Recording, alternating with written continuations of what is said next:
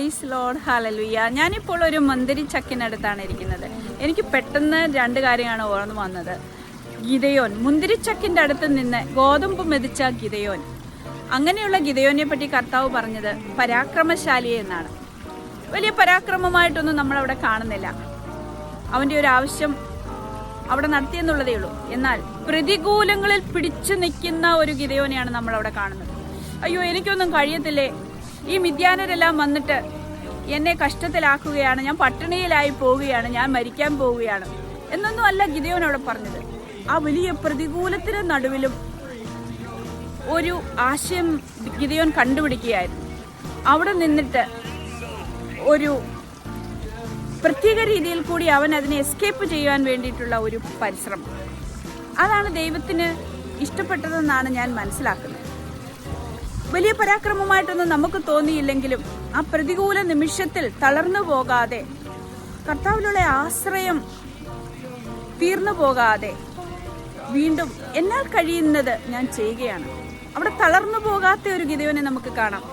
വലിയ പ്രതിസന്ധിയിലാണ്, എന്നാൽ ശത്രു കാണാതെ വണ്ണം, ശത്രുവിന്റെ കണ്ണ് പെടാത്ത ഒരിടത്തോട്ട് പോകുന്നത്.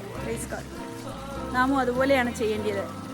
പലപ്പോഴും നമുക്ക് ഭാരങ്ങളും പ്രയാസങ്ങളും ശത്രു പോരാട്ടങ്ങളും ഒക്കെ വരുമ്പോൾ ശത്രുവിന്റെ കണ്ണ് കാണാത്ത ഇടത്ത് നമ്മുടെ യേശു കർത്താവിന്റെ രക്തത്തിന്റെ കോട്ടയിൽ നമുക്ക് ആശ്രയിക്കാം. He's our hiding place, he's our refuge, so we can trust in him. ഏതൊരു പ്രതിസന്ധിയിലും നമുക്ക് ഓടിച്ചെന്ന് ആശ്രയിക്കുവാൻ, അഭയം കിട്ടുവാനുള്ള ഒരു വലിയ സഹായമാണെന്ന് ക്രിസ്തു യേശുവിന്റെ രക്തം. ഹല്ലേലൂയ, സ്തോത്രം. ക്രിസ്തു യേശുവിന്റെ നാമം, ക്രിസ്തു യേശുവിന്റെ ശക്തി. ഹല്ലേലൂയ. ആ വലിയ ഗോപുരത്തില്, ആ വലിയ നാമത്തില് നാം ആശ്രയിച്ചാൽ നീതിമാൻ അവിടേക്ക് ഓടിച്ചെന്ന് രക്ഷ പ്രാപിക്കുമെന്നാണ് പറയുന്നത്. ഓടിച്ചെന്ന് അഭയം പ്രാപിക്കും, ഓടിച്ചെന്ന് ആശ്രയിക്കുവാനുള്ള ഒരു സങ്കേത പട്ടണമാണ് ക്രിസ്തുവിന്റെ നാമം. ആ ഒരു നാമത്തിലാണ് നാം അഭയം പ്രാപിക്കുന്നത്. ഗിദെയോൻ ആരും കാണാതെ, ശത്രു കാണാതെ അഭയം പ്രാപിച്ചത് മുന്തിരിച്ചക്കിന്റെ അടുത്താണ്. ഗോതമ്പുമായിട്ടാണ് പോയത്. അതുപോലെ നാം നമ്മളുടെ ഇല്ലായ്മയിൽ, നമ്മുടെ പ്രതിസന്ധിയിൽ നമുക്ക് ആശ്രയമായിട്ട്, നമുക്ക് ഓടിച്ചെന്നൊന്ന് ചാരുവാൻ, ഓടിച്ചെന്നൊരു അഭയം പ്രാപിക്കുവാൻ ക്രിസ്തുവിന്റെ നാമമുണ്ട്. Praise God. അടുത്തതായിട്ട് എനിക്ക് ഇവിടെ ഈ വൈൻ ഫാക്ടറിയിൽ വന്നപ്പോൾ എനിക്ക് ഓർമ്മ വന്നത്, എല്ലാവർക്കും അറിയാലോ കാനാവിലെ കല്യാണം. കുറവുണ്ടായിരുന്നു അവിടെ. എന്നാൽ ക്രിസ്തുയേശു നമ്മുടെ ജീവിതത്തിൽ ഉണ്ടെങ്കിൽ കുറവുകളുണ്ട്, എന്നാൽ ആ കുറവുകളെ മനോഹരമാക്കി തീർക്കുന്ന ഒരു ദൈവത്തെയാണ് നാം അവിടെ വായിച്ചു കേട്ടത്, നാം അവിടെ അനുഭവിച്ചത്. ഹല്ലേലൂയ. അത് എന്റെയും നിങ്ങളുടെയും ജീവിതത്തിൽ ഒരു അനുഭവമാക്കി തീർക്കണം. എപ്പോഴും നമുക്കെല്ലാം ഉണ്ടാകണമെന്നൊന്നുമില്ല. എന്നാൽ കർത്താവിൻ്റെ അടുത്തേക്കൊന്ന് ഓടിച്ചെന്നാൽ നമ്മുടെ കുറവുകൾ അവിടെ പരിഹരിച്ചിട്ട്, നമ്മുടെ കുറവുകളെ നമ്മൾ ചിന്തിക്കുന്ന രീതിയിൽ ഏതെങ്കിലും ഒന്ന് ഏറ്റുവെച്ചിട്ട് ഒരു നാണക്കേട് മാറ്റുക എന്നുള്ളതല്ല. കർത്താവ് നമ്മുടെ ജീവിതത്തിലോട്ട് വരുമ്പോൾ ഒരു കേടുപാടുമില്ലാതെ പൊട്ടിയതിനെയെല്ലാം കൂട്ടിച്ചേർത്ത്, അതിൻ്റെ ഒരു കേടുപാടുകളും കാണാതെ, തുന്നിച്ചേർത്തതൊന്നും കാണാതെ പുതിയതാക്കി തീർക്കുന്ന ഒരു ദൈവം. Hallelujah, praise God. മനുഷ്യനാൽ അവിടെ കഴിയുമായിരുന്നില്ല. മനുഷ്യൻ കഴിയുമായിരുന്നെങ്കിൽ കുറച്ചു വീഞ്ഞിനകത്ത് കുറച്ച് വെള്ളമൊക്കെ ചേർത്ത് എല്ലാവരെയും ഒരു ക്വാണ്ടിറ്റി ഒന്ന് കൂട്ടുവാനായിട്ട് മാത്രമേ സാധിക്കത്തുള്ളായിരുന്നു. എന്നാൽ നമ്മുടെ ദൈവം നമ്മുടെ ജീവിതത്തിലോട്ട് വരുമ്പോൾ ക്വാണ്ടിറ്റി മാത്രമല്ല, അത് ക്വാളിറ്റിയോടുകൂടിയുള്ള ക്വാണ്ടിറ്റി ആയിരിക്കും. പ്രൈസ് ഗോഡ്, ഹല്ലേലൂയ, സ്തോത്രം. അത് നമ്മുടെ ബുദ്ധിക്കൊക്കെ ചിന്തിക്കുവാൻ പറ്റാത്ത ഒരു കാര്യമാണ്.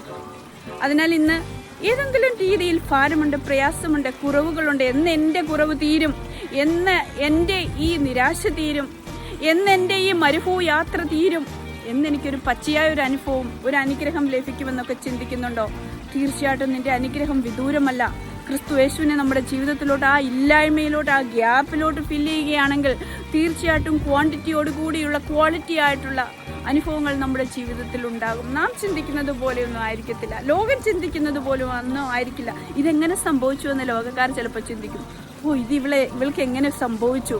ക്രിസ്തുവിന്റെ രക്തം, ക്രിസ്തുവിന്റെ നാമം, ക്രിസ്തുവിന്റെ ശക്തി, അത് അത്ഭുതവും അതിശയവുമായ നാമം ഇന്ന് നമ്മൾക്ക് കോട്ടയാണ്.